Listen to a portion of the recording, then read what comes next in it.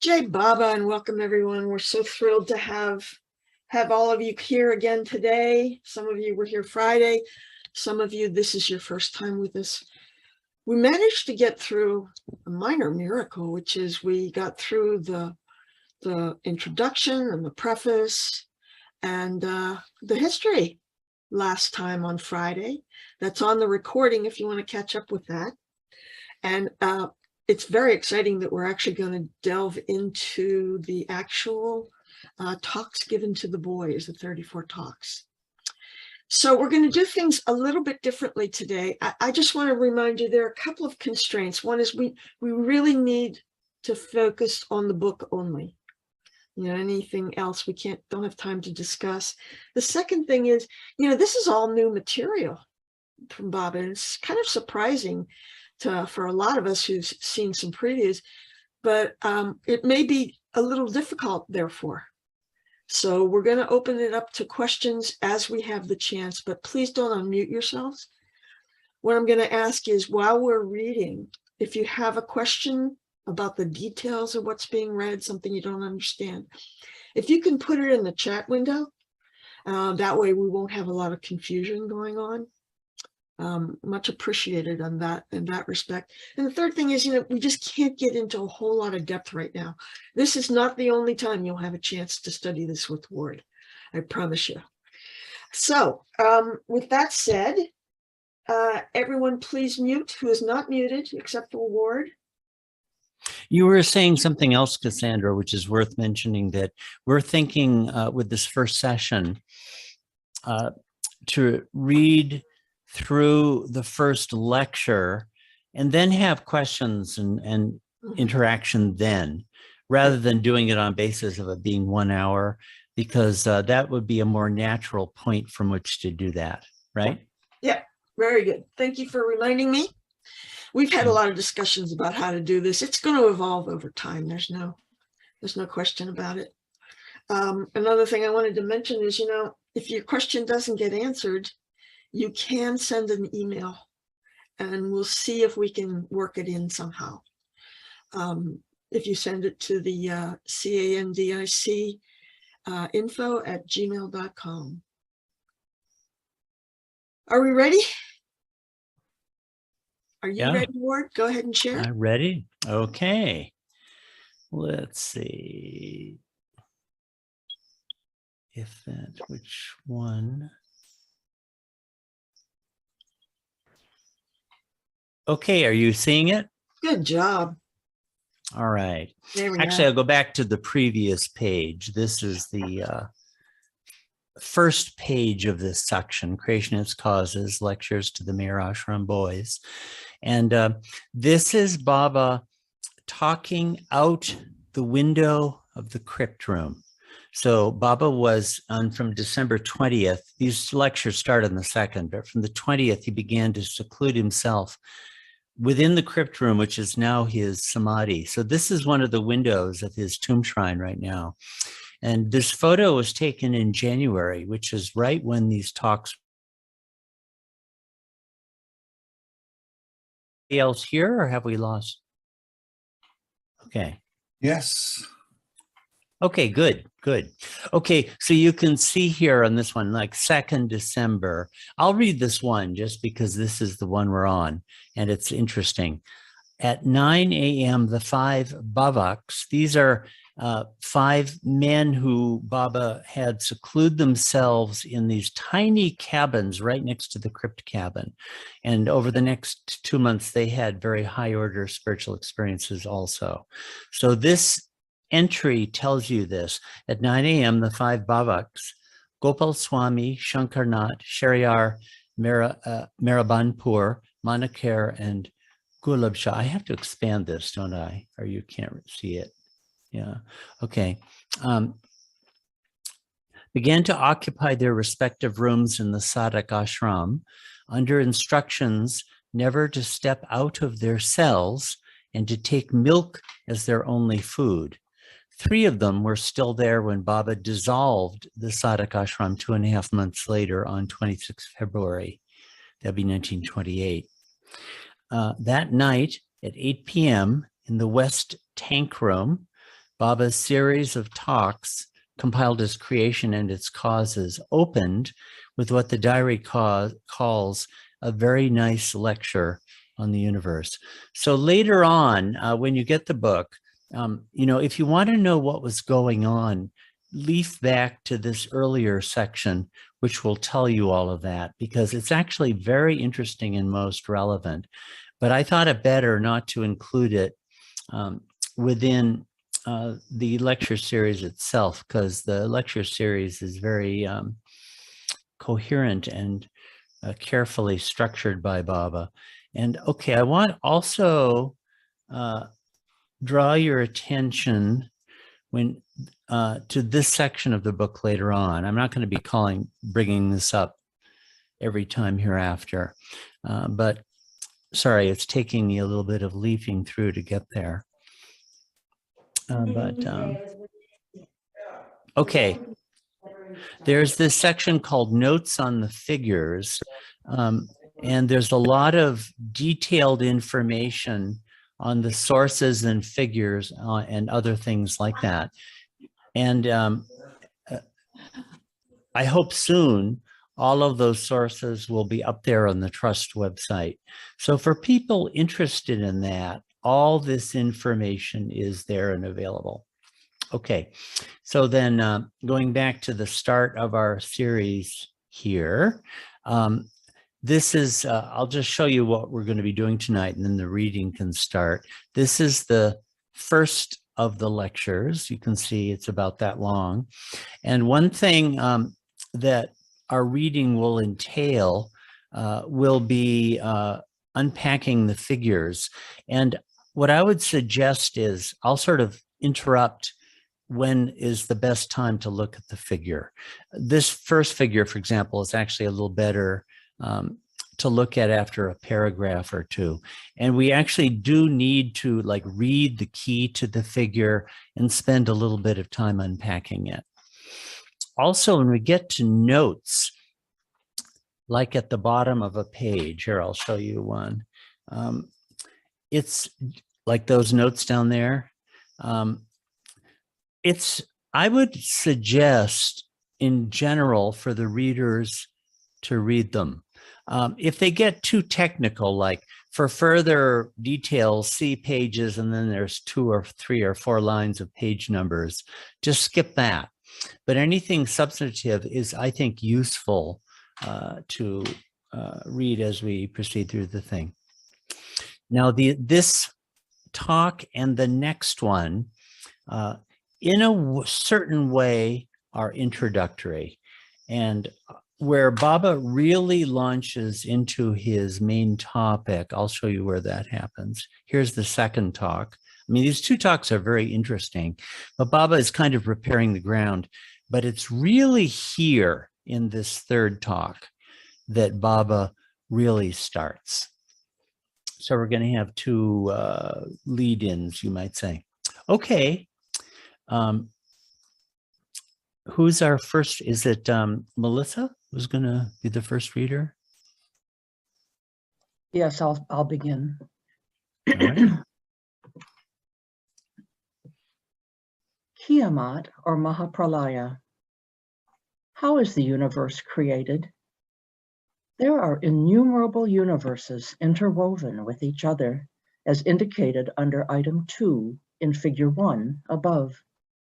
So innumerable indeed are these universes that they cannot be counted even by realized beings like Shri, who, with Maharaj, once tried to do so. It is quite strange that though these chains of innumerable universes continually issue forth from a Sadguru who absorbs and eats them up, again, they cannot be counted. Okay, let me just interrupt here, because this might be a good time to look at this figure. Here's the source figure that we had, and Nadia redrew it like this. So this is our source. We took this to be the eye of God or the eye of the Sadguru, and we took Baba's eye, counting, and here 2 on the left are all these universes. So that's what this is showing.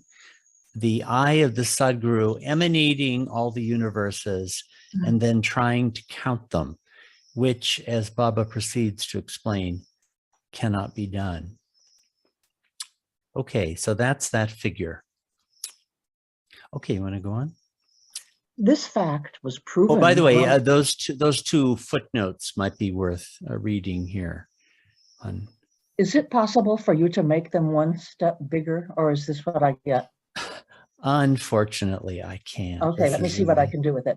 Kiamat is the Islamic term for Judgment Day or Doomsday, with much warned about in the Quran. You're going to have to read it, Ward, because okay, I I'll can barely read it. Okay. Mahapralaya is the cosmic dissolution that comes to pass at the end of the cycles of the yugas, as this is explained in the Puranas and other Hindu literature. In this talk, Baba seems to assert an equivalence between these two religious eschatological ideas, right? Qiyamah is Islamic and Mahapralaya is Hindu. And of course, those two religious traditions would not recognize each other on matters like this. And the second one is about Shri. During the early Mehrabad period, the Mandali and other close followers often referred to Meher Baba as Shri, an honorific prefix attached to the names of great men or deities. Here, in the episode narrated below, Meher Baba is referring to an occasion in 1921 when Baba was secluded with Upasni Maharaj in Maharaj's Jopari hut in his ashram in Sakori. You know, there's a Jopari in Mehrabad, right? So it's just a word for hut. So Maharaj had a Jopari also. Okay. This fact was proven one night at Sakori when Shri and Maharaj, sitting in Maharaj's Jopadi, were talking about this subject of calculating the number of universes. Both of them, each in turn, tried to carry out the experiment. The first to make the attempt was Maharaj. Now, to calculate and fix the exact number of universes. Okay, 1 second. Thank you. Which flow in a regular chain continually without a moment's intermission, one has actually to stop the flow in order to check and count up as many universes as possible. But this cannot be done, and there are reasons for it. For some slight trouble is caused by this attempt to stop the flow. The trouble arises due to the concentrating of one's mind and whole force on that one point alone.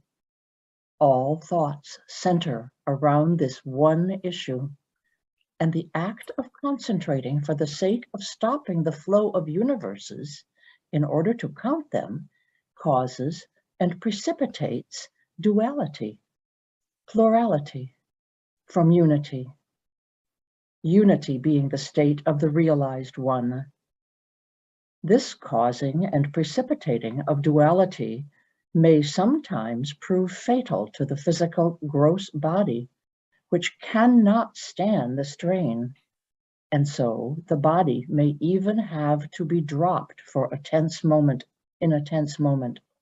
It was for this reason that Maharaj checked Sri Baba in his effort to stop the chain and count the universes, as this attempt would endanger the very life of the physical body of Sri, as explained above.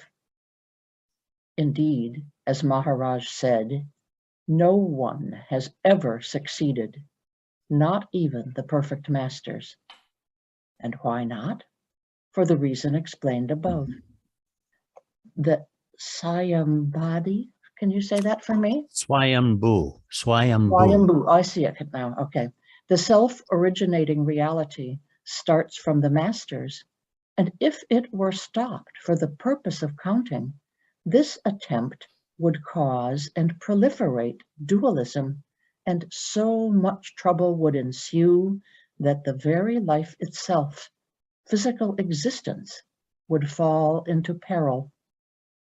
As said, events actually did play out like this with Shri's own gross body once, when in a tense moment, in the course of trying to count the universes, his physical body came into danger, so that Maharaj had to step in once to halt the attempt and stop the process.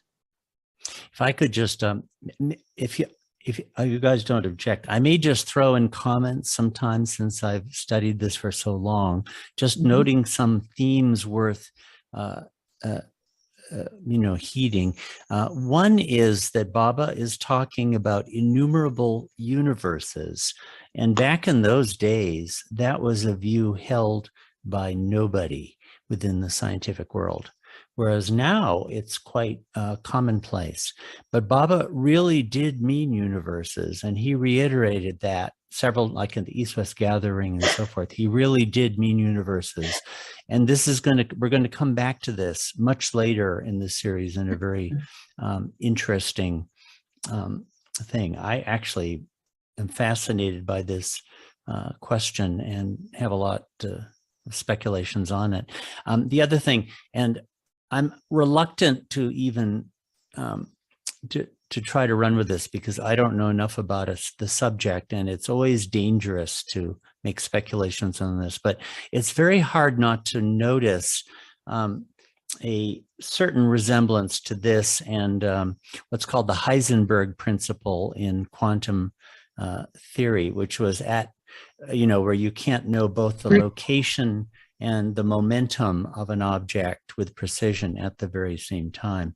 It's not it's not the same thing Baba's talking about, but it certainly is reminiscent of that. And that was formulated at exactly the same time that Baba or within the same year as Baba was giving these talks. As a matter of fact, with within the world of astrophysics, the view was that the prevailing view was that the universe was perpetual. There was no creation. It had been there forever. But it was this very year that the first formulation of what later became the Big Bang Theory got proposed by a French priest, as a matter of fact. So I'm just noting that these talks that Baba was giving do seem to coincide in time with a very great revolution within the world of astrophysics. I don't know enough about the subject, but I'll just point out that coincidence. Okay. I'm going to run for another one. Sure. Were we right here at process? Yeah. Okay. Now, once the universes emanate from a Sadguru, once they come out from him, after many ages, they are taken in again. But though they really have gone in, been absorbed, disappeared from the standpoint of the outside, they really are there on the inside, though they have, though they have reverted to the state of the imagination. Kalpana, Blas, Blam. Bas and Brahm. And yeah, I have trouble when it's italics. My eyes won't do it.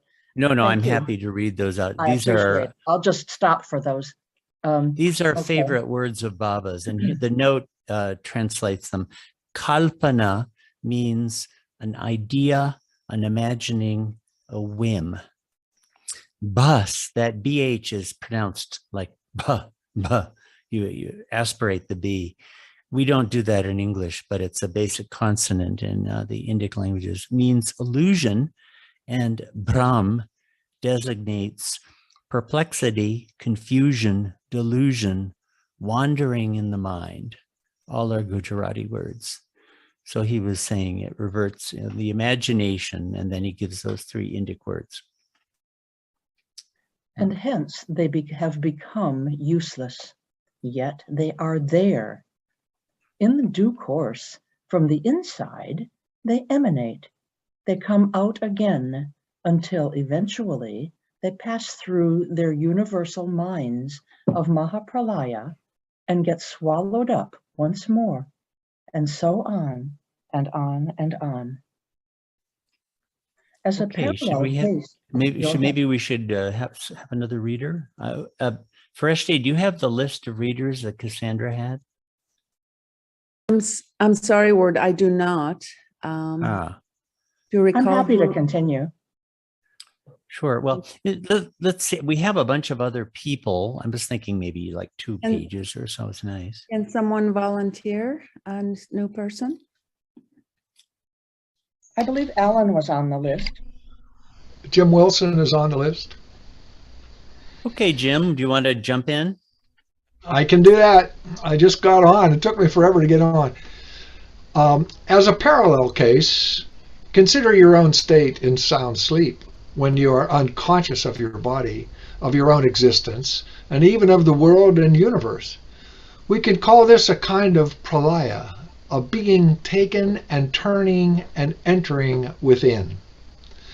But when you awaken again, all that you had absorbed becomes conscious and emerges. This is the pralaya of the coming out again, and so on and so on. This pralaya of being taken and going within, and in due course coming out again, transpires on the individual level. But when it occurs for a realized one, we are dealing with the universal case. And when all the universes get absorbed within and projected out, we call this great event Mahapralaya. So, to review, Pralaya happens every day.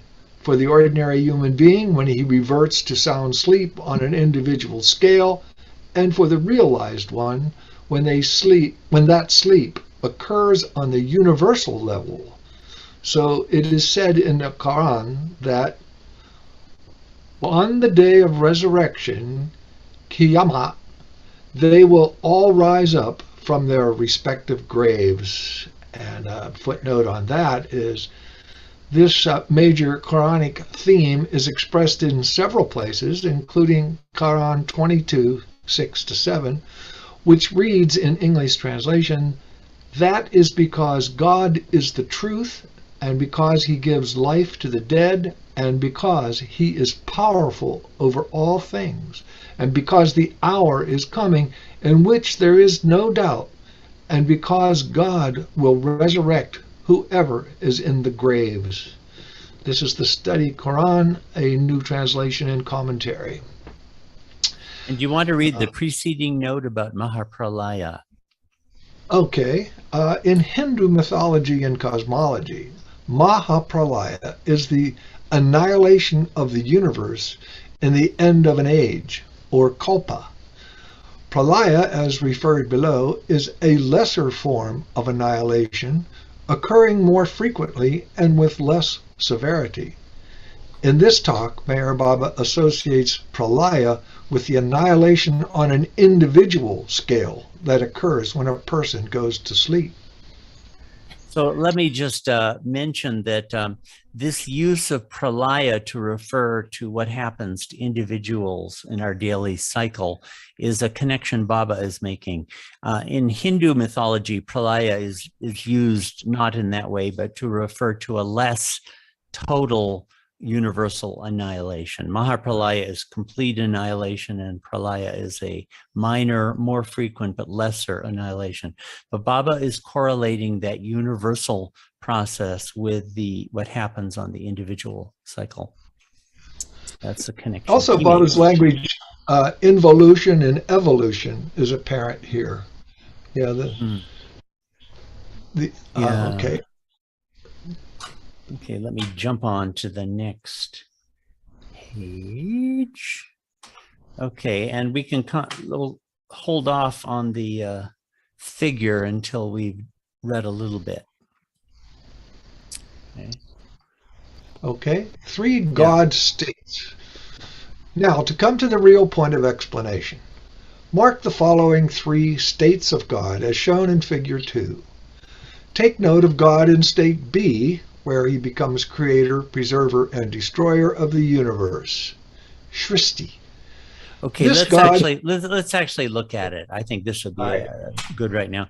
We didn't have a source figure for this. There was just a blank. So we created this figure on basis of how Baba was explaining it. So A, God experiencing the I am God state. So this is God self-conscious, but not creation conscious. In the 10 states of God, this will be the second state of God.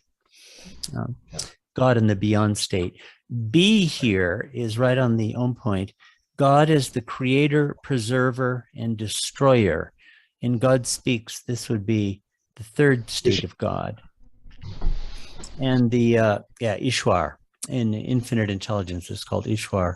And C, all these little small drops are God as the Jivatma, or soul in bondage. So to, I jumped the page here, meaning to expand it. So you can see those are all depicted as bubbles. And here's what the key says. In figure 2, state B, you see B here, that's the Ishwar point or own point, or creator, preserver, destroyer, finds its home on a single point that is the own point. In this state, which infinite intelligence calls Ishwar, and God speaks, the third state of God, God does not possess self-knowledge. Baba consistently said this: the creator, preserver, destroyer doesn't know himself as God. The Jivatmas in C, that's all these little bubbles there, are represented as bubbles with points at their centers representing the Atma, or true self. You know the word Atma, right? It's soul or the real self. At the core of the ignorance enslaved drop soul individuality. While these two diagrammatic elements repeat in some of the figures that follow, figure 2, that's this one, represents A, the original God state, as God conscious, whereas in some of the later figures, God is primordially unconscious. This is just a warning when you get to later figures. Later figures start with the unconscious God, but this one, the A state, is conscious God. In the balloon, we haven't read it yet, but in the balloon analogy that immediately follows figure 2, the man blowing into the balloon corresponds to state B, since he does not know himself, and not to the God conscious state in A. So that's going to come right up here. Okay, do you want to read on? Okay. This God in state B, poor fellow, though he knows to create, preserve, and destroy the universe, yet he knows this only and does not know himself. Here Sri evoked the simile of a balloon in which a man blows air through his mouth with his eyes always turned outward in an opposite direction, that is, away from himself and toward the balloon as it increases in size, and hence he never sees or knows himself. Sri continued. Okay, let me just point out that when you see this kind of screened back bit of text, what that means is that this is not Baba's voice. This is the voice of the Mandali narrator. It was in our text. This would be someone like Chanji who put this in. Okay, yeah, that's what that means, that design convention. Okay, in C, God is Jeev, bound in his bindings, Bandham. In B, as we have seen, God is the creator, preserver, and destroyer of the universe, but he does not know self. In A, God has the experience of I am God, I am Anand, I am all bliss. Evidently, by state A, Baba does not intend to designate the beyond state of God, the first of the 10 states of God in God Speaks, since in that state God is unconscious, but rather phanafila, that part of the beyond state of God that God Speaks designates as to be. See Meher Baba, God Speaks, the theme of creation and its purpose, and so You can on. just skip all that stuff. Yeah. Okay. Chart 8, facing page 158, actually in 2b, God experiences God's trio nature of knowledge, power, and bliss, whereas in state A, God experiences only bliss, as that soul does not achieve mukti, as that soul who achieves mukti. The point is, God in state A remains unconscious of the universe and can provide no help to those jivatmas lost in it. It is perhaps for this reason that later in this talk, Baba includes A among those states that have no meaning or worth. Wow. We'll get to that in a minute. Okay, you want to read one more paragraph and maybe we could shift readers in? In all of these A, B, and C, God remains one and the same, but in C, poor fellow, God is caught in the binding of the jiv state, and in B, though he serves as the universe's creator, preserver, and destroyer, he enjoys not the knowledge of self. Only in state A does he experience the I am God state. In short, why do all these troubles afflict God in his various states? Okay, does anyone else would like to take over reading? Just trying to vary voices and give different people interested. Okay. If we had Cassandra, she would know. I'm up. Who's this? This is Alan. Okay, great. Yeah, good. So this happens is where we are. This happens because in the beginning, God does not know self. And to come to this knowledge, all these troubles follow. And it is necessary and essential that they should. And let's see this footnote. Okay. Here, Baba seems to refer to state A as described, and you jump the page, as described above, where God is self-conscious, but to the original beyond state where God is unconscious and out of which the original whim surged.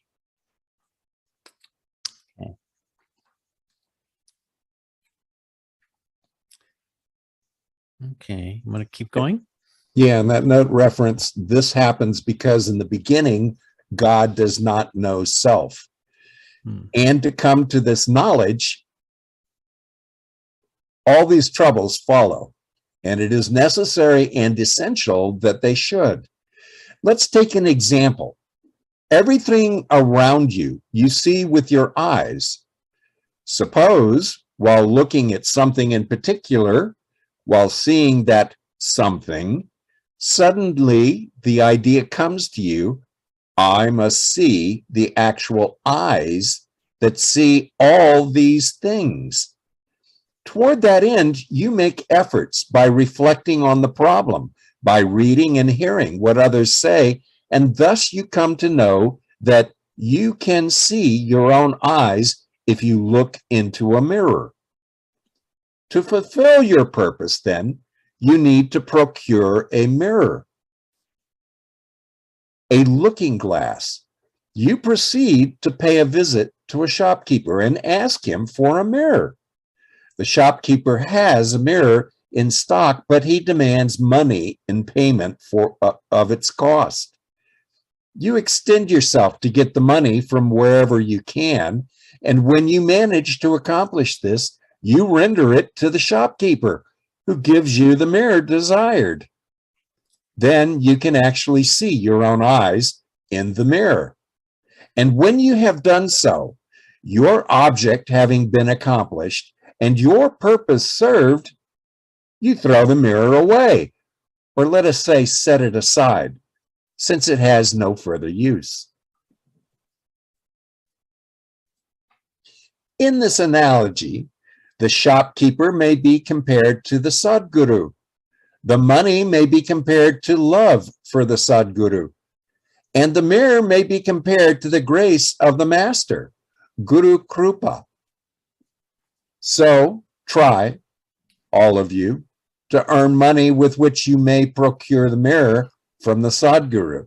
That is, create love for the Sadguru. And in return, he will give you the mirror, the power of sight, with which you can see your own eyes. That is to say, the soul or self. In short, these three states have no meaning or worth. There's a note. Yeah. State one has no meaning or worth, presumably since it remains aloof from creation and renders no assistance to bandhas, bound ones, such as Meher Ashram boys listening to this talk. For such spiritual help, they need to turn not to individualities in any of these three states, but to the Guru.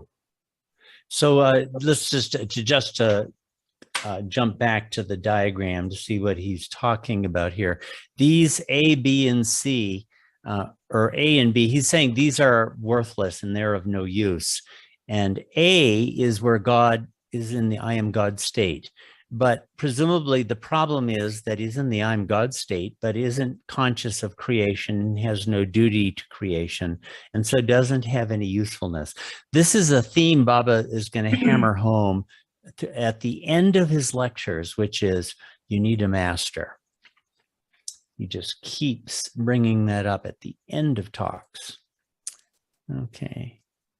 Sorry there. Yeah. Okay, do you want to keep going? In short, these three states have no meaning or worth. Only three things are of real worth and worthy of consideration. 1, God. 2, Sadguru. And 3, love. And the fun of it is all three of these are one and the same. So once again, boys, try to create love within you, real and sincere love for God.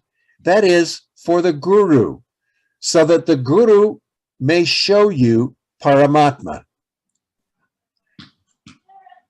Okay. Who is greater? Who is greater, Muhammad or Allah? Muhammad, of course. Who is greater, Krishna or Brahma? Again, the same answer, Krishna. Yes, this is a fact, yet do not speak about it to others in the world unless and until you see, know, and experience it for yourself. Otherwise, you will put yourself in a cauldron of troubles, all for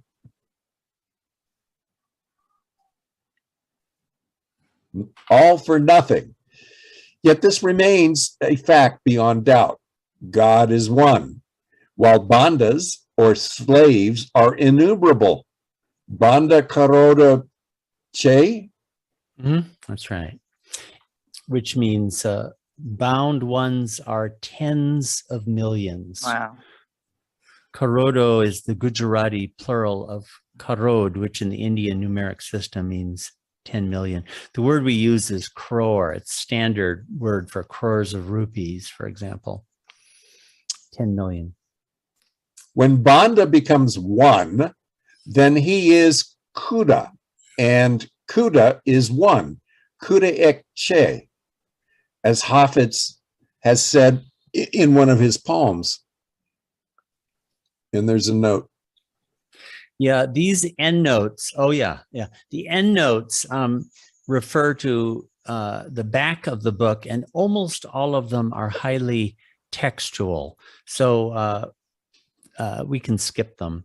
If people really want to delve into the manuscripts and how the editing was done, that's where that information would be. Okay. Do we want to have another reader just to take it to the end? Anybody else interested? This is Marion. I could read. Great. We don't have Cassandra back, do we? No. She just abandoned us. She set us up and then just left us on our own. Okay. And it begins, Hmm. therefore. Therefore, yeah. Therefore, until such time as you see God yourself, know that you are still Anda.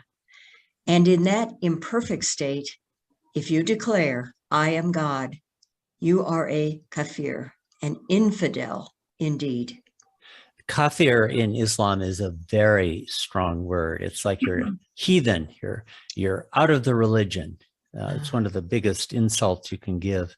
And banda, you can see our word binding in it. It's cognate on that, a bound one.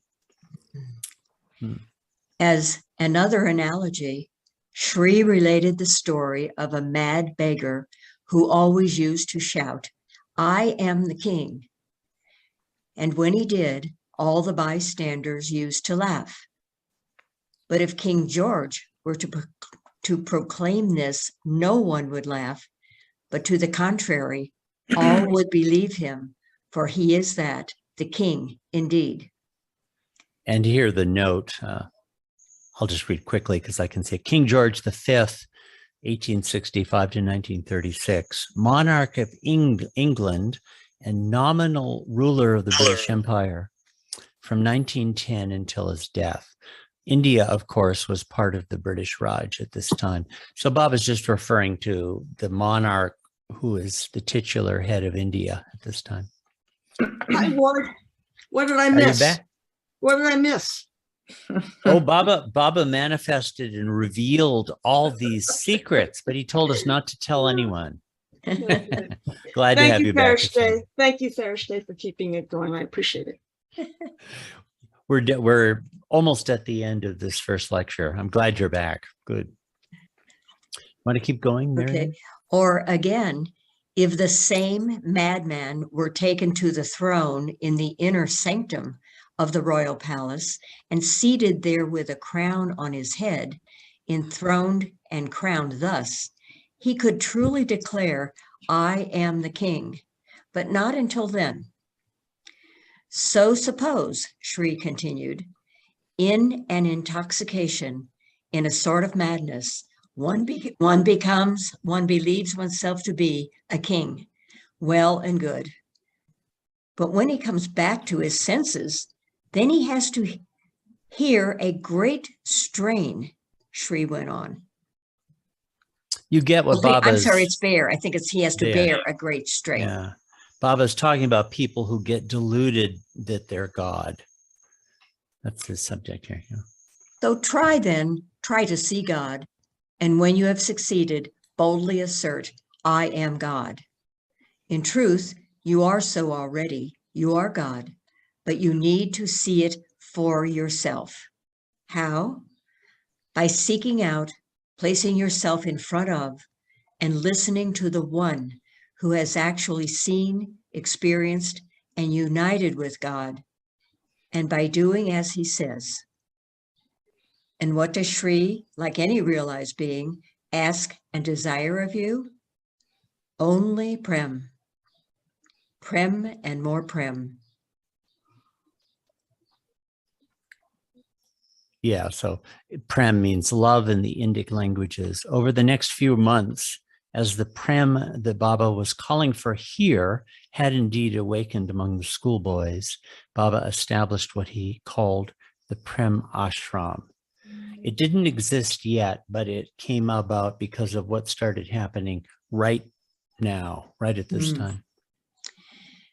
And a Sadguru is the very living personification of Prem. So keep on thinking, thinking, and thinking continually of your Guru. Go on creating Prem for him and desiring Prem in return, and you shall get it. Om. And I don't know, this is the only time we get an Om at the end of the lecture. It was there in the manuscript. I don't know what on earth that means. Okay, that's the first lecture. Thank you. Anybody want to make any comments or questions or have any discussion at this point? Yes, this is Christina. I do have a comment. Yeah. Hey, Ward. Hey, Christina, nice to hear your voice. Thank you. You too. At the very beginning of this lecture, one could imagine, because we're using our language and our understanding of it to imagine what's being written here, which is being written from a dictation, and we weren't there. So it's easy to imagine that what is coming forth is a thing. But my understanding is that all of this is a form of seeing and a false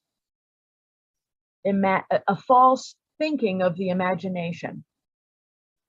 And these universes that are innumerable are a form of thinking, and to stop that flow of thinking, or that thing that is thinking, to stop it causes duality. So it's thinking about thinking, which causes a risk to the thinker.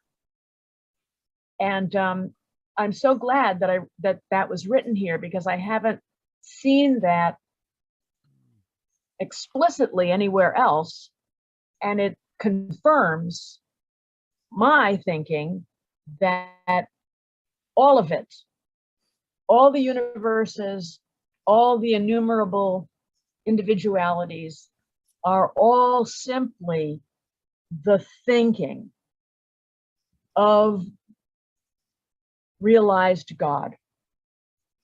And yeah, here he uses the word Sadhguru. By the way, he hadn't really talked about avatar very much, although he does later on to the boys. So Sadhguru means 10th state of God, including the avatar. Yeah. So to my mind, there is, it would be easy to read this and go like, really, there's millions of universes. Oh my gosh. It's all just thinking. It is all just the false thinking of the imagination. And it is literally the seeing of God. And then once it becomes at the same time, you know, I think there really are innumerable numbers of universes. I think he actually does mean that.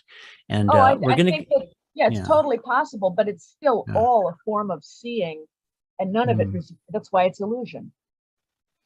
Here's the passage that we read. Why don't I read it again? Because it's where he talks about this. This is going to be so poured over and studied in the future. Oh yeah, absolutely. When people refer to this moment in Baba's life, in Lord Meher and other places, this is actually the real source passage. 1921, Baba with Maharaj. For some slight trouble is caused by this attempt to stop the flow. Remember, to count the number of universes, the Sadhguru has to stop the continuous flow of universes, and that creates a problem. The trouble arises due to the concentrating of one's mind and whole force on that one point alone. All thoughts center around this one issue. And this act of concentrating for the sake of stopping the flow of universes in order to count them causes and precipitates duality, plurality. And that word Dvaitya, do you know Advaita Vedanta? That means non-dual. This means duality. From unity being the state of the realized one. Yeah. Jim Wilson. Thank you, Christine. Jim Wilson, you have a question? Obviously, this is deeply related to infinite intelligence and the work that Baba, the work that was done in bringing about the book Infinite Intelligence, probably relies to a certain degree on this. But he does explain quite clearly the difference between thinking as creating and thinking as realizing. That certainly a very central concept in infinite intelligence, and we can see very much the kind of the seed of all that in Baba's manifestation or darshan.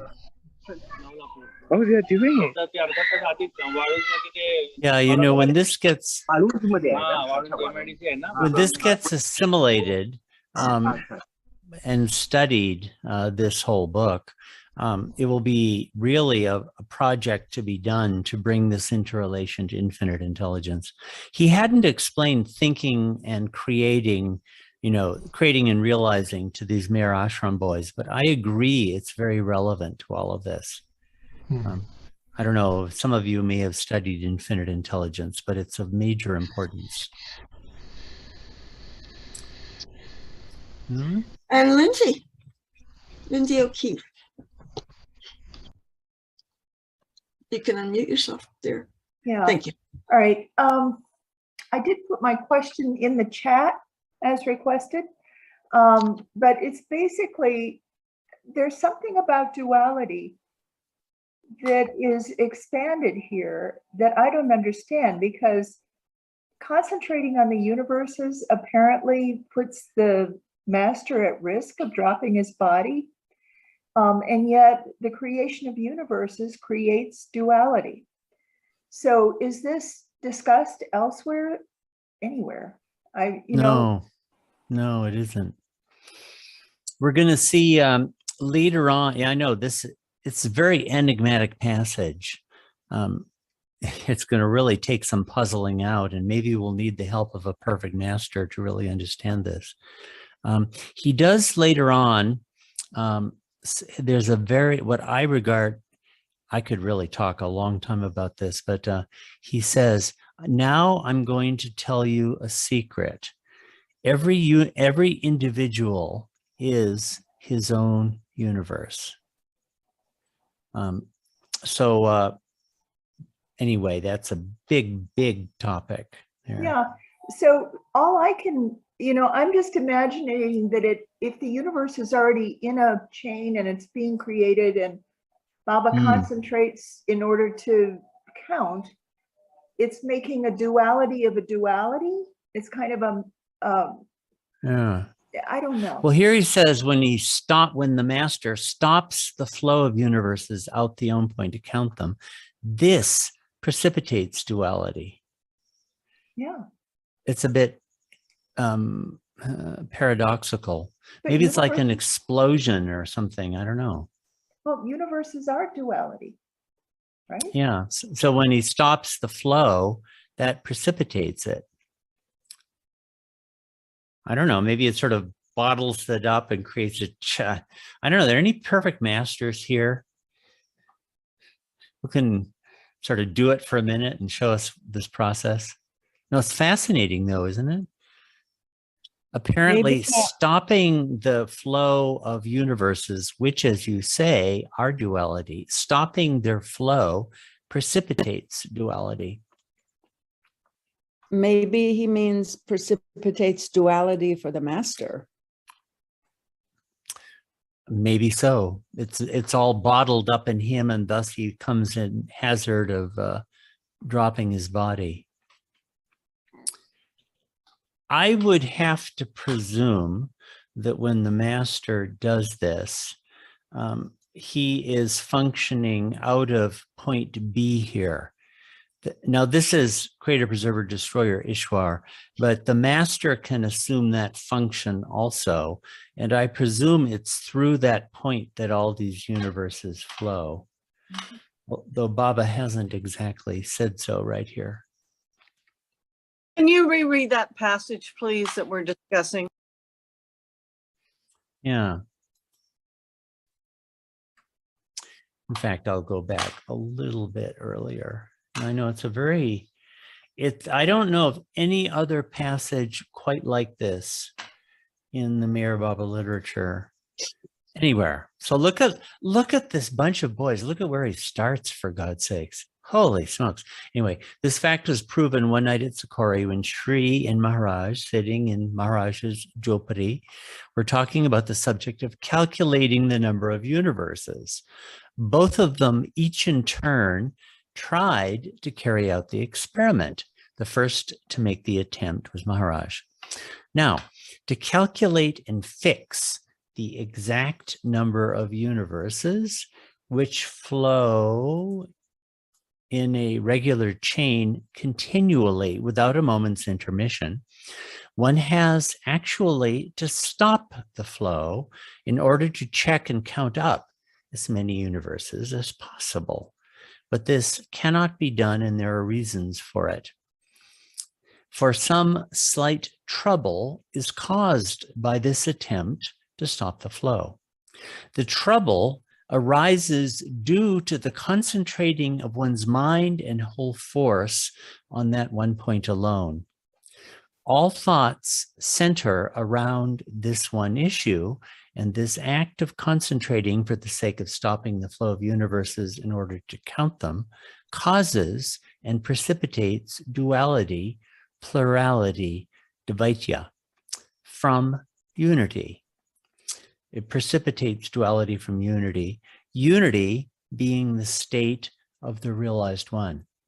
This causing and precipitating of duality may sometimes prove fatal to the physical gross body, and I presume this means of the perfect master, because who else could be doing this, which cannot stand the strain, and so the body may even have to be dropped in a tense moment. That's why Maharaj stopped Baba from doing it. So Ward, I just wanted to remind people we have a whole hour yet, so I ask you to please raise your hands if you have a question, rather than unmuting yourself. I'm trying to give everybody a chance. So Baba, yeah, John, you're up next, buddy. Oh, and by the way, Cheryl had asked in the chat if you, Ward, could explain what you mean by worlds and universes. Okay, well, certainly is a difference. We're going to have what many... Baba means, all the things Yeah. that the Lord knows about what Baba says. Yeah. I'm reluctant at this juncture to try to say what a universe is. I think we're going to get help on that, or another perspective on that later on, where Baba says each person is his own universe. But by world, Baba in this book does seem to mean like a planet, a world of life. And he's going to tell us a lot about that. So it's quite different than a universe. By universe, he really means something like the universe. Okay, John. Well, you caught me in the middle looking things up. You know, there's stuff in Lord Mayhair if you just search for creation of universes. And it seems that Bao had access to this material. It's so similar. It's from here. Like he had access to this. Yeah, it's from here. You're right. He took it from here. Yeah. No. One of the things it reminds me of, we're talking about this stopping, having everything through the universal mind, if you will, or all of the beyond, concentrated on one point, is an awful lot like how creation started to begin with, through the own point. So I think there's some reference there, or some analogy there, that you're stopping, but then you're doing the same thing that causes creation to occur. In a pause in creation, you're just creating a whole mess, like a creation within a creation. Yeah, that's just a thought. Interesting, John. Thanks. Yeah, that is interesting. No, you can see it would create a mess to replicate the process within the process going on. Yeah. Talk about infinite iterations. Already the infinite. We'll have infinity biting its tail. Ellen, J. Baba. Oh, I had actually another. You have another one? It's just one thing. Sorry, hold on. in infinite intelligence, Baba talks, especially in the bhakti section on the 4 yogas, on how you can do worship or bhakti of Paramatma or Ishwar for that matter, and be handed over to the Sadguru. Now, he doesn't put that detail in here. He says it's useless to basically pray to either of those things. And I think that's just motivationally perfect. It's his theme. He doesn't want to have these details. You can go here or go there. You must come to me. Right. That's an insistent theme of this entire series. He's saying, love the guru, love me, create prem. He's steering them away from all other paths. Without a doubt, he's doing that. That pattern comes up in like most of the lectures. At the very end, he says, just forget about all of this and create love, which raises the question, well, why did he talk about it in the first place? I'm just being a little bit facetious here. Why did you talk about it, Baba, if you want him to forget about it and just create love? But clearly it did have that effect of creating love among them. Yeah, so the whole end part of this lecture is an extended discourse on why you have to pursue the master, you know, the shopkeeper who can sell you a mirror and all that kind of thing. Yeah. You had mentioned earlier in a prior Zoom lecture here of balancing the head and the heart, that theme. Yeah. And I'd like to add to that, it's also speaking to the mind, to what's beyond the mind, and what you beyond what you could find anywhere else, and even any other master. And so the mind comes to its end, a stopping point. He's stopping the mind. It's useless. Then, which then opens the heart. That's another image I have. Easy for you to say, John. Ellen, are you ready? Yeah. Just further looking at the phrase precipitates there, I kept hearing that in the terms of chemistry. You have all this flow going on and all this solution and all this indivisible, relatively indivisible creation of universes. So precipitates means that things become discrete and more dual and drop out of the flow. So it's just a language. I think that really helps with the imagery and the visualization of what's being described. Yeah. Does that resonate with people? Sounds like you were in a chemistry class at some stage. At some stage, yes. one life or another. I found it useful. Thank you. Yeah. Cheryl, do you have your hand up? Ellen, repeat what you just said, and then I have a question. Ellen, could you just repeat that again, please? I'm sorry. All right. In chemistry, if you have something in solution and it precipitates, it drops out of solution. So I'm seeing this as you have the flow of universes, and if you stop it,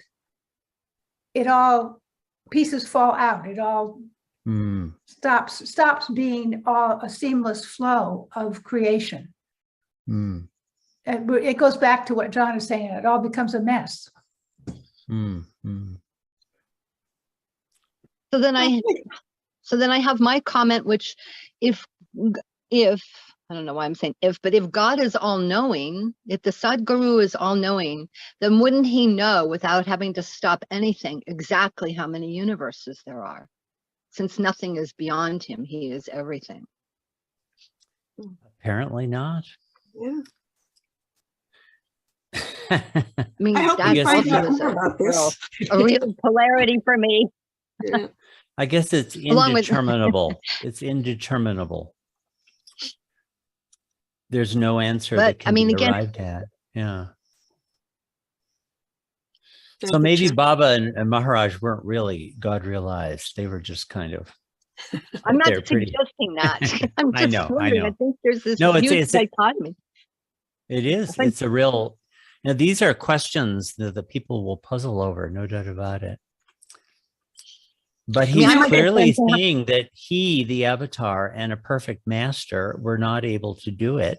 And Maharaj says no one has ever been able to do it. Maybe it has something to do with the infinity of the illusion, the infinity of the imagination. You can't draw any boundaries on it because it immediately exceeds those boundaries. Thank you. Elizabeth. So I have a comment on that. One option that I happened to think of was maybe, the 10 states of God are the principal 10 states of God. And in some of those, God is unconscious. So perhaps one reason God in the form that they were in when they were counting is in a state that was not conscious or whatever. I don't know. I'm just speculating that perhaps God is in a different state, and at that state could not do it, but being all-knowing would also know it, and these coexist at the same time. Anyway, that's my comment. But my So if he was in question- the right state, he could have given us a number, huh? I don't know, Ward. What do I know? Anyway, but I Joe Wilson's comment confused me, and thinking as creating versus thinking and realizing. So I know that refers to infinite intelligence, but how is it being related to, or where was that passage was related to this book in creation and its causes? And can you just make a small distinction without going into a lecture about the two, just because I can't let go of it? I'm sorry. I think we better not attempt to do that here. It would be, if for people who haven't read Infinite Intelligence, it would just be too far removed, and it's a difficult job. Also, to relate it to here takes a lot of deep thinking. So maybe we better not try to do that right now. And that's also that's also one of the more difficult aspects of infinite intelligence, is getting to that. So it is quite a bit. Right. It really takes just about a good hour just to wrap your head around that idea, to tell the truth. Maybe one of these days we'll do a workshop just for that. Mm-hmm. That would be good. If there are any page numbers to reread in Infinite Intelligence on that anyone knows, Jim Wilson or somebody.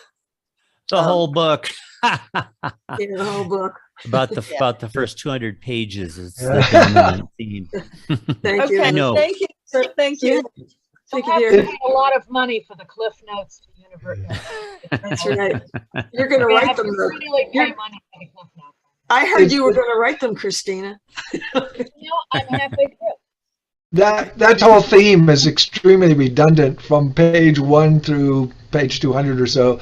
Yeah. Page 157 has a kind of interesting chart that and so on. But like Ward said, it's a complicated thing that takes a while to sink into your brain.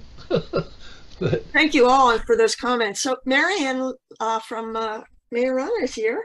You have your hand up, dear. Yes. Ward, could you please talk about or show us in these pages what were the three things that Prem was to be cultured for? I think it was God, Sadhguru, and then the third one is that. Yeah. Love. Let's see, where was that? Have I jumped right over it? Yeah, God, Sadhguru, and love. I'm not finding it right at this instant. Yeah, here we go. In short, these three states have no meaning or worth. So he's talking about like the original, he's talking about the God in his beyond state where he's having the I'm God experience. He's talking about God as creator, preserver, and destroyer of the universe. And he's talking about the Jivatma, that's like you and me. And these three states have no worth. And what he means, you see, again, this is like what, John was kind of saying too, is that Baba is focusing them on the path of love. And he's basically telling them, none of these things have any relevance to you. Like Allah is not relevant to you, Muhammad is. Brahma is not relevant to you, Krishna is. Why? Because Muhammad and Krishna make God manifest to the lover of God. And that's what you need to seek out. So he'll make these very strong, like he's dismissing God Almighty, for heaven's sakes. He says, God Almighty is of no worth. Are you done, Marion? So when he says the third one is love, Yeah. uh, These three love for the things are of sake real worth and have consideration. God, Sadguru, and love. That's because the Sadguru is God. You know, he's God Right. in human form. And And- love means your love for him. Oh, okay. Your love for him. I didn't know And if that his for you. And his for you. That link between you Uh-huh. and the Sadguru, the link of love there. Okay. Yeah, I so didn't he know says, if that was yeah. I didn't know if that was referring to love for the sake of love, you know, as Baba commented once on Right. one of his lovers saying he loves me for no reason at all, you know. Well, for the sake of probably. I mean, he's saying, boys, try to create love within you. He's constantly telling them, create Oh. love, create prem. So I guess it probably means all of those things. Okay, thank you. If I could make a comment, Ward, I think that that's exactly what Baba was doing with the boys as he was giving out these talks. You know, he was encouraging them to listen with their hearts, to open their hearts, knowing that their minds would follow, because the intellectual part is just too complex for them. Anyway, I think Christina is up next. Thank you. Can you hear me? Yeah. Okay, good. Not well. Oh, okay. Is that better? Go You're ahead. still muffled, but we can hear you. Okay, is that better maybe? There you go. That's a little better. Yeah. Okay.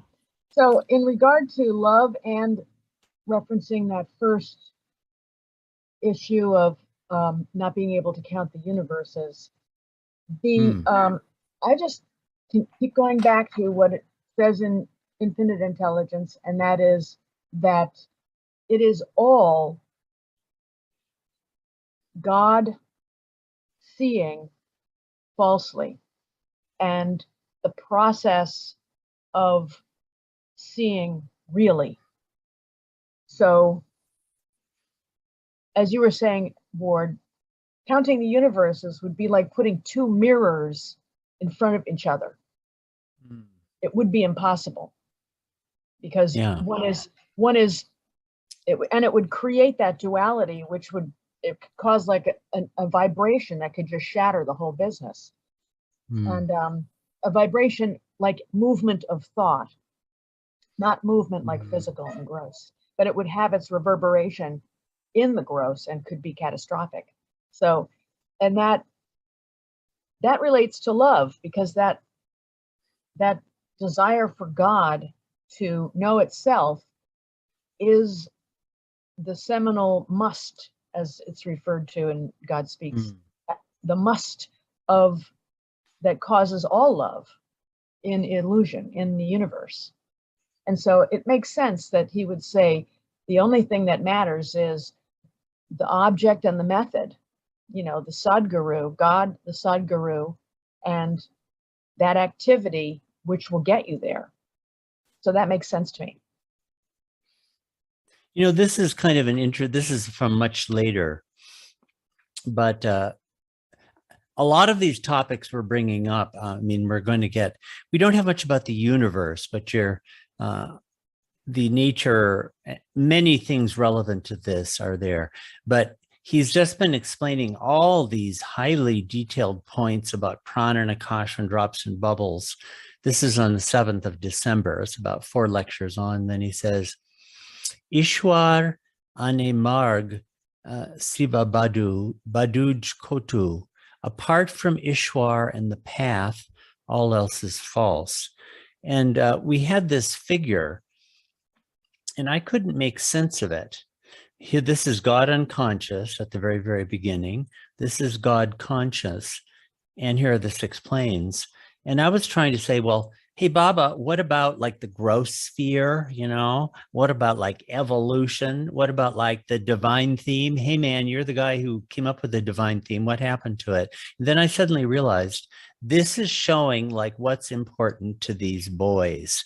Everything apart from the path to God, everything beneath that is not relevant to them. Forget about it, kids. Just drop it. And that's what this diagram shows. God unconscious, and then you get on the path and you go to God, because these are, how do you say, prodigies. They may not have known it, but they were. These are the elite, and he's setting them on the path. And this is what they need to know about. So that was that figure that we're going to come back to. I was really puzzled by it for a long time. It didn't make any sense. But then I just thought, it's this thing. None of these other things matter to them. Or should matter to them. And that's part of what I think, this history we went over very quickly, but Baba totally isolated them from everybody and everything. They didn't have any contact with the kids in the Hazrat Babajan High School, even though they were taking classes. They wouldn't talk to them. They didn't talk to villagers. They were up on the hill, which in those days, no electricity, completely dark. It was very safe environment. Baba had them so protected by the Mandali. The Mandali couldn't even talk to them except on matters like if you're managing the dormitory, you could talk to them on some relevant topic. None of the Mandali could talk to them. Well, why is that? Well, I think it's obvious. He was creating in them a state where they could experience this. Nothing matters except God. And even if you touch them, it might have had such an effect, it would have jolted them out of that state. That's what I think, anyway. Christina, were you trying to raise your hand? I was seeing an applause icon, so yes, I was. You were okay. Wrong icon, dear. That's all right. Go for it. Thank you for saying that, Ward. It's important to have that observation. This whole book of lectures, these are not self-help lectures towards how to have a happy life. No. These are about leaving life behind and, to try and implement these kinds of things and also hold down a regular job and go to your kids' soccer meets. I don't think that's what this is about at all.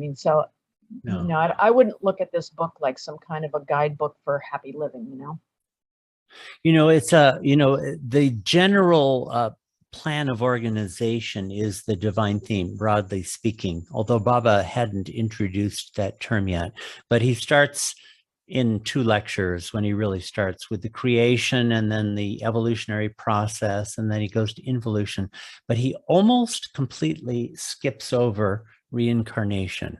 And he doesn't talk about the trap of reincarnation or anything like that. And again, I was thinking, why is that? Because he didn't want the kids to think about that. Correct.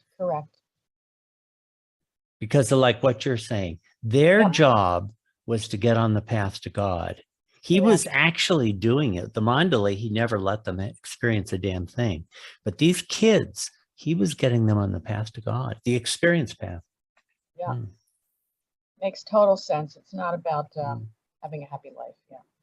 It's not even like discourses, which are kind of giving you balanced guidance in your spiritual, journey, which entails dealing with the world every day. It's not even like that. Yeah, this was not karma yoga. This is absolutely not karma yoga. No. Jim, are you wanting to? Yeah, Jim, go ahead. You're muted. You owe me another nickel. I'm sorry. I was thinking about back when we were talking about counting the universes. And the idea of counting a universe would seem to indicate that one's expecting a total number. And so if the universe is constantly evolving, constantly flowing out, how could you ever come up with a final number? So if he wanted to have a final number, it would be the end of the whole flow, something like that. Kind of strikes me that way. Yeah, I know. I agree. You know, a universe in infinite intelligence. I know we had to not. I didn't really answer when Cheryl was asking to explain thinking the universe because it's so difficult. But universe is a synonym there for imagination, Right. and imagination is illimitable. That you can't give boundaries to it. Anything that you can think of belongs to the domain of the imagination. There's no possibility that is not in the domain of the imagination. So I can see you can't, so in universes, you can't count them because the instant you do, there are everything that you didn't count has been added into the picture. You can't draw a line in that domain. Yeah. But it is very striking that Baba, I mean, I feel it seems clear to me that Baba was talking about universes. He was not talking about galaxies or planets. And in 1962, in the East-West Gathering, Baba did return to that theme.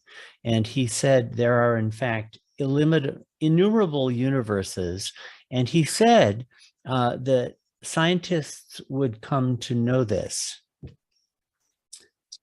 And it seems that the world of science certainly speculates about that now. Whereas back at this time, nobody would have, I mean, it was just a ridiculous idea. Nobody talked about it at all. John posted a comment in the chat. Do you want to read that, John? Or do you want me to read it for you? It says, I noticed that this lecture to the boys did not talk about knowing, but calculating, counting the number of universes, probably meeting at any given instant. And this game of the perfect masters is counting with their gross eyes. Huh.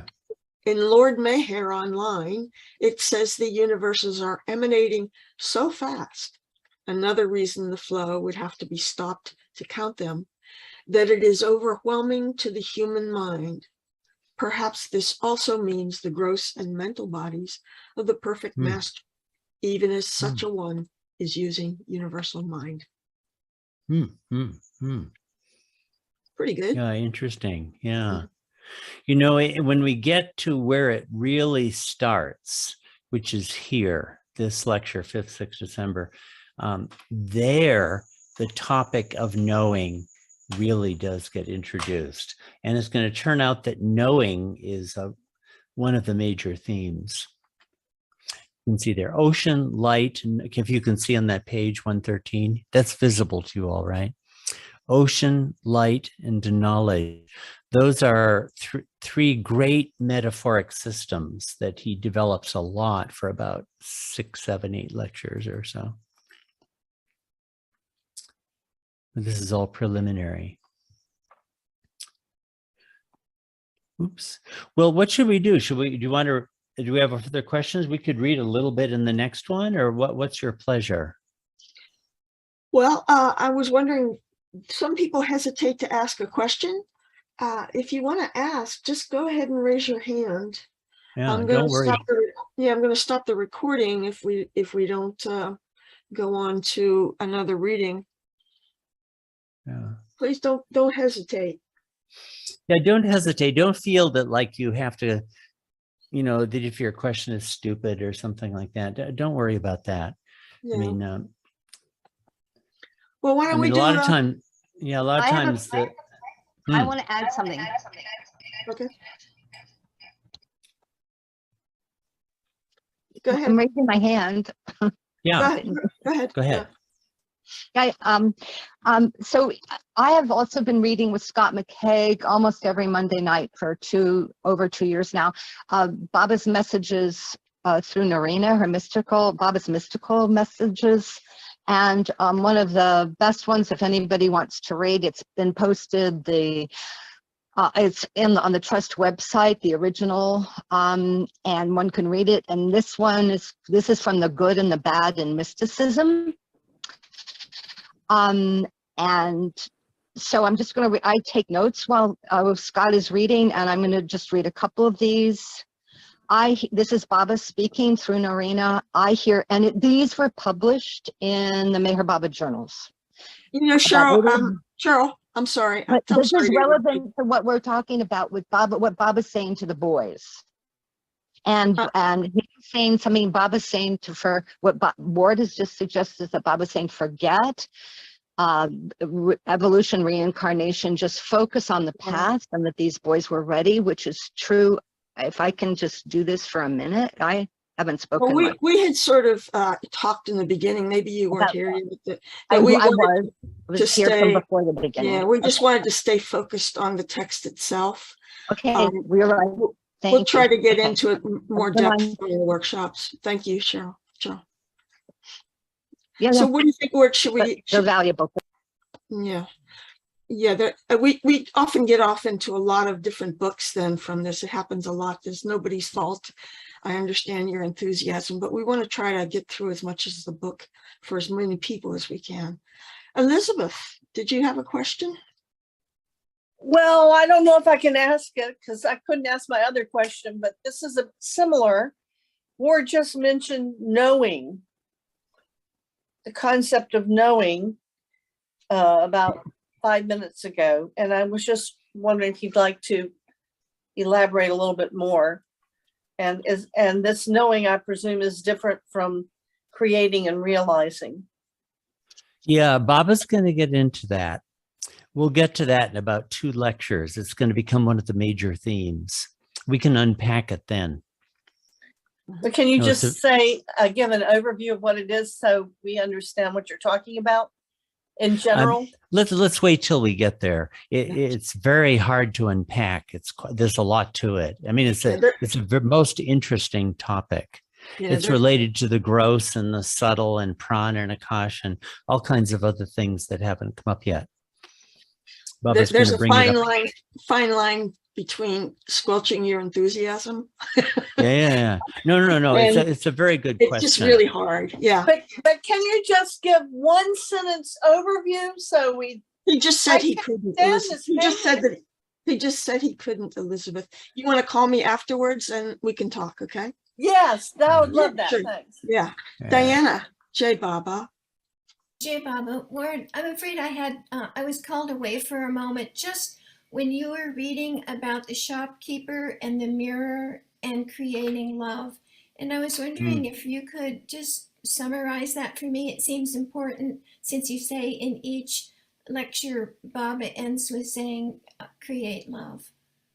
Yeah, Baba had said, if you want to see your own eyes, you can't do it, but to do it, you need a mirror. But how do you get a mirror? Well, you have to go to a shopkeeper. But when you go to a shopkeeper, he's not just going to give it to you. You have to pay for it. And what do you need in payment? Love. And in this, the shopkeeper is like the Sadguru. Money may be compared to love for the Sadguru, and the mirror may be compared to the grace of the master, Guru Krupa. So if you want to know yourself, you've got to get the mirror from the Sadguru, and he wants love. You've got to pay him. Without it, he won't give it to you. That was the analogy he gave. These are kids, so he's giving really simple kinds of analogies that they would all understand. Any other questions? Yeah, it's funny we're doing this because none of us has the book yet. I know it's a blasted nuisance. Yeah. Whereas I know, I mean, I've read the book about 1 billion times. So I know. Yeah. A lot of the questions, sometimes these questions that come up, when Baba gets back to them, that will really help. Yeah, we may have to go through this several times, huh? This might be your new job. Like for the rest of your life, you know. Yeah. I first read these back in 1997. I could shoot myself for not having had what it took to collar Asfendir Vasali, but I keep thinking, I don't think he would have remembered. I don't think the kids would have remembered these talks. I think Baba was making his impression at the moment that he gave it, and it was archetypal, universal impressions he was making. And whether they remembered it later or not didn't matter. That's what I think. Yeah, I agree with that for sure. Well, it feels like we're kind of winding down. We could just read a little bit of the next one, and then we'll start it again next time. What do you think? You know what what would be a good way of doing that is we could look at this figure. There you go. Yeah, that's a good idea. Because the actual talk starts here, but the figure is at the very beginning. And this second lecture is kind of on a separate topic. It's it's the third lecture where he really gets back to these things of cosmology and the universe and everything. But here you can see on the right-hand side, maybe I can get this to work. Let's see if what happens. Yeah, you can see the laser pointer, right? So this is one of our sources. Actually, there were about 10 source diagrams for this. This one was a particularly rich one. And let me show you much later where we get another version of this figure. Just bringing out some of the interconnections. Let's see where this is. This is actually, here it is. You can see this, right? This is really the same diagram. You can see down here the source diagram. We won't deal with this because this is one of the talks that Baba gave to the Mandali. It's actually another rendering of the very same talk. But what this diagram is showing is the levels of truth, the levels of knowledge, the levels of gnosis. And Baba's using the standard Sufi terms for this. And these terms are actually worth getting to know. They're standard for Baba. The four terms are Shariat, Tariqat, Marifat, and Hakikat. So that's Shariat, Tariqat, Marifat, and Hakikat. And the English he gives understanding, seeing, knowledge, realization. But he means those in a higher sense. So Shariat, it's used in Islam, but Baba universalizes it to refer to all religions. Baba uses it to mean the rites, rituals, ceremonies, doctrines and dogmas, and standard understanding of any of the great paths or great religions. So you can see here's the Zoroastrian fire urn, the Om sign in Hinduism, the Star of David, the Buddhist wheel, the cross, and the Islamic crescent. We put those symbols in, by the way, just to further express the idea.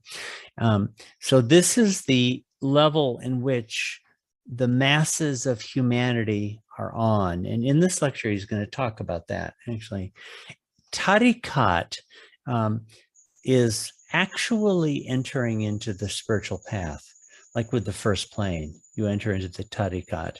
In Islam, Sufism, there are all these tariqats, and it refers to different orders and different Sufi orders. Some of these, like anything, Sufism, could become conventionalized and ritualized and superficialized. It wasn't always something exalted, although many times it was. Hafiz has never a good word to say about Sufism. He always tears it apart. But the real tariqat is the actual spiritual path.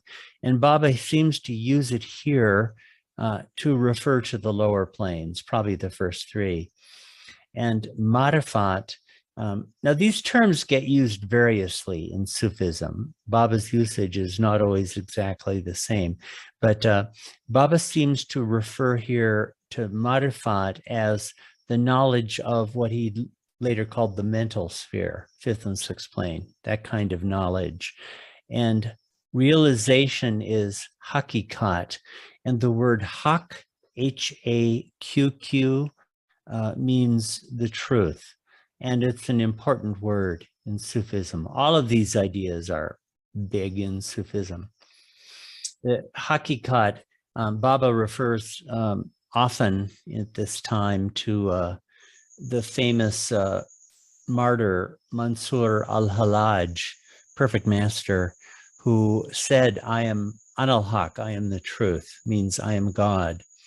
And he was crucified for it. So earlier on, or actually during this first lecture, Baba was saying you can get yourself into a lot of trouble if you assert these things prematurely, or if you talk to others about this prematurely. So if you start talking about human beings becoming God, that's a formula for getting yourself into trouble. Certainly within the Islamic world, that would be true. Christians are not so keen on it, nor would Jews be. Certain branches of Hinduism, they would understand the idea.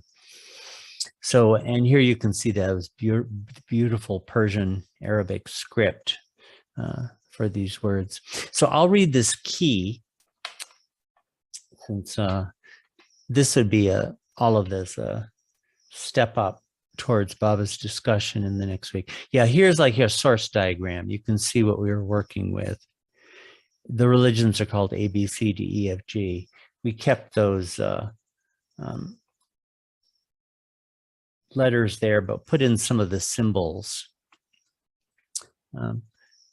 Okay, the four levels in the pursuit of truth, which comprise the subject of the opening part of this lecture, are represented in figure 3 as A, B, C, and D, right? Shariat, Marifat, Tariqat, Marifat, Hakikat. C and D, with an associated wording Meher Baba took from the lexicon of Sufism. The spiritual pilgrim begins at the bottom at the level of A, or Shariat. You hear about in the news, they'll talk about the Sharia, right? Some of you have probably heard that. That's this. Although Baba, as I say, universalized it to refer to all religions. That is the husk of religion. And from there ascends through B, Tariqat, or the initiatory stages of the spiritual path, onto the higher planes of Marifat, C, the mystic esoteric knowledge of saints. The journey reaches its goal in D, Hakikat, or truth, which is to say, God realization. At the level of Shariat, the bottom rung on this ladder, the understandings and dogmas and rituals of different religions are distinct from each other, as represented in this diagram by the symbols of the different major world religions. I mean, we put that in. So they're all different on this level when you're down at the bottom, at the Shariat. Oops. Sorry, I moved pages. I have to get back. If my cursor would cooperate. There we go. Yeah. There you go. There we go. World religions. Thereafter, the path becomes one, and differences between the religions come to an end. That's part of what Baba says here. Once you get beyond the Shariat, it's just one single tariqat. They're not different in a fundamental way. So that's the opening diagram, which provides us with the subject for this. And in view of the time, maybe we should just stop there, not try Yeah, I attempt think to that's go any further. that's a good idea. And what I'm going to do then is, if you want to stop the share, I will stop the recording, and then we can just open up to talk for a few minutes if people want to do that. Yeah, yeah. I just wanted to throw in, after all of that, Al-Ghazali on the limits of reason, one of your favorite quotes. You have that quote? I do. He says, quote, "The farthest limit achieved by human reason through the principles of the illumination of his sublimity is bewilderment." Can you read that again? I love that quote. That sort of is it sort of might make many of us feel, hey, we're doing pretty good. Yeah. If we're bewildered. Yeah, nothing's wrong then. It says the farthest limit achieved by human reason through the principles of the illumination of his, capital H, sublimity, is bewilderment. So the farthest limit that the mind, that the intellect can read by illuminating the sublimity of God, the farthest limit is total bewilderment. So if ever you feel bewildered, sounds pretty good. So you can see that the H is capitalized. Yeah. Can you put that in the chat, please, Cassandra? I can send it by email. It's actually a screenshot that I took from one of Ward's classes. So I'll try to. I love that quote. Isn't that a wonderful quote?